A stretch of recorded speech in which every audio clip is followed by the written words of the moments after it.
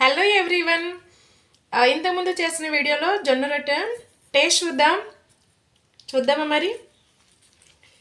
చూడండి, చాలా స్మూత్గా వచ్చేస్తుంది ఇలా పట్టుకుంటేనే.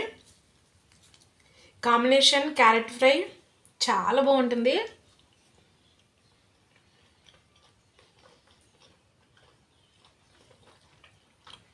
వావ్, అమేజింగ్ అండి. చాలా టేస్టీగా కూడా ఉన్నాయి, చాలా బాగున్నాయి. నేను ప్రాసెస్ ఎంతో ముందు వీడియోలో చూపించానండి, కింద డిస్క్రిప్షన్లో లింక్ ఇస్తాను. ప్రిపేర్ చేసుకొని మీరు ట్రై చేయండి, చాలా బాగున్నాయి.